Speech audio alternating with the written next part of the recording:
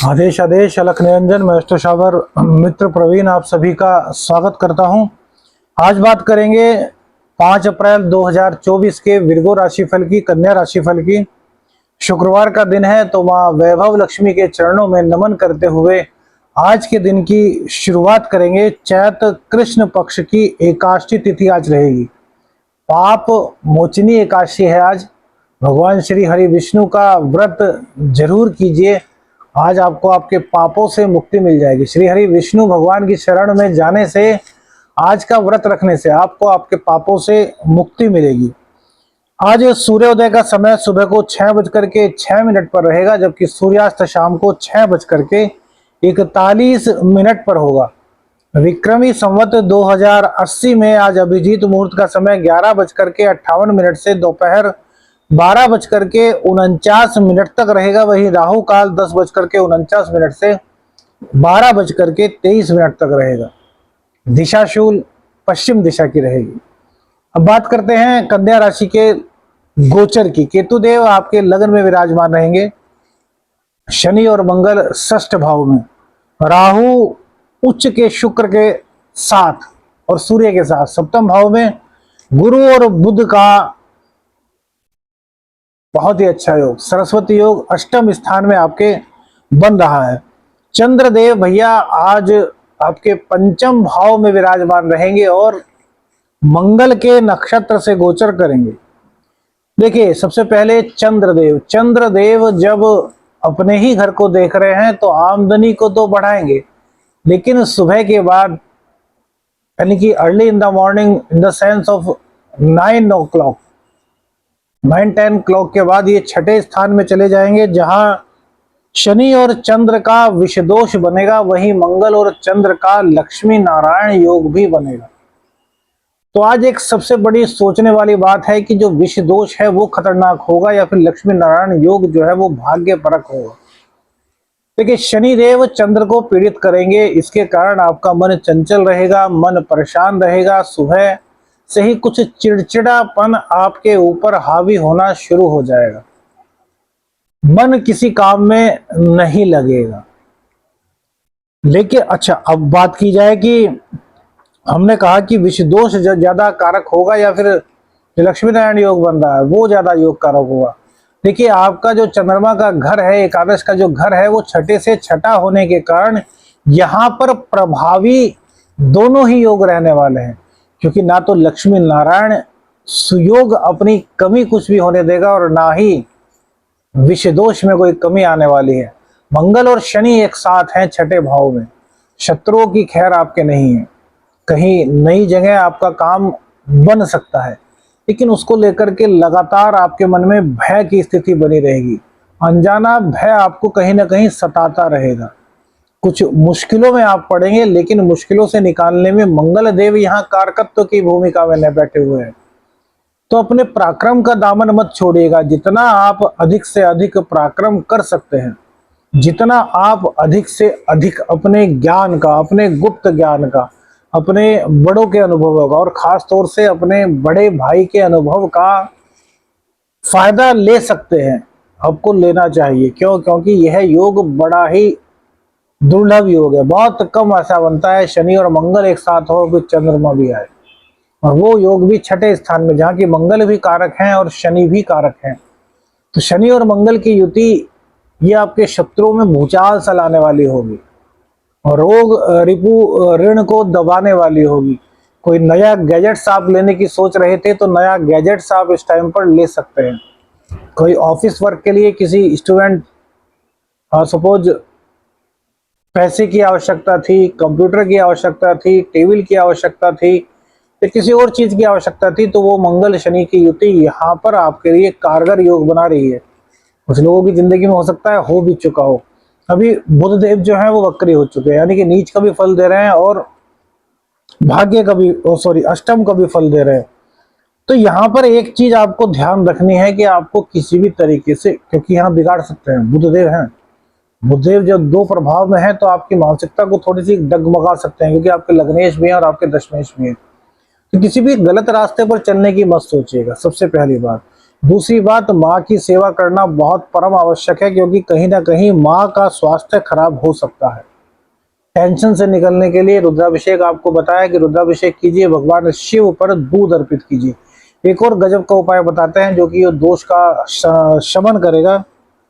भगवान शिव पर सफेद चंदन से उनको लेप दीजिए, भगवान शिव का जो शिवलिंग होता है।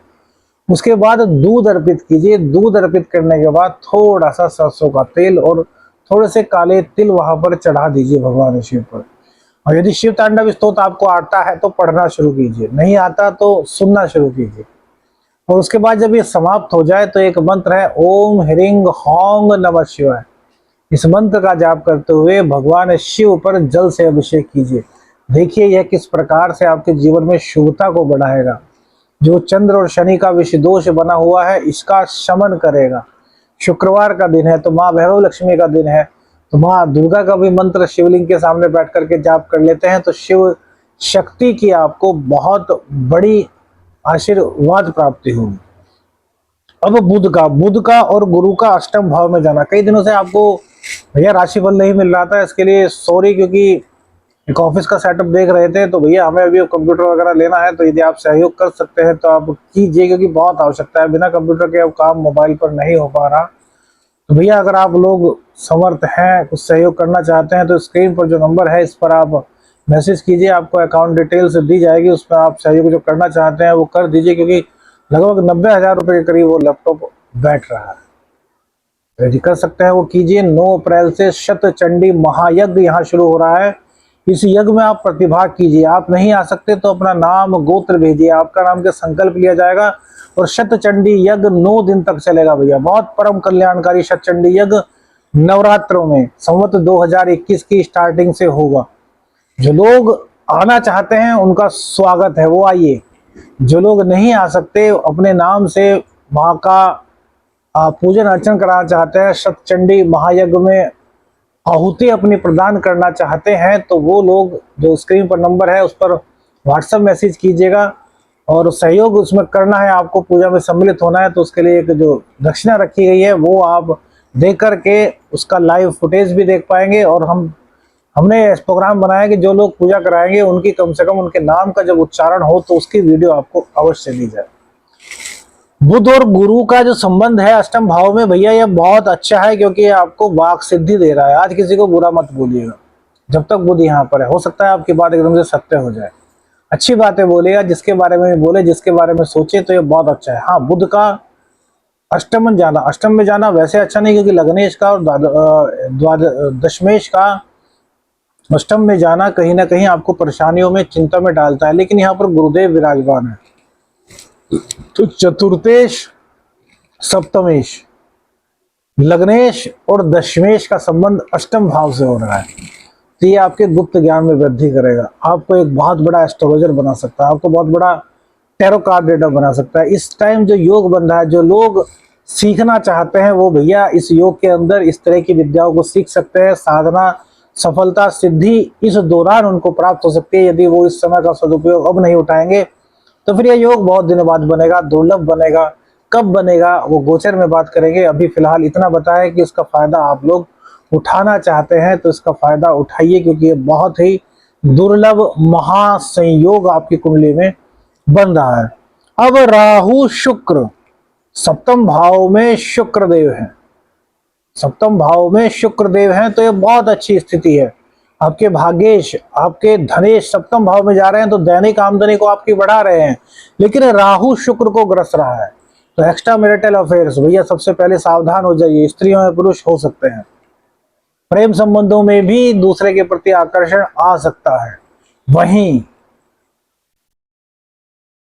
आपके अंदर जो एक शैया सुख होता है उसकी वासना की अधिकता बहुत इस दौरान जागेगी, इसको कम कीजिए।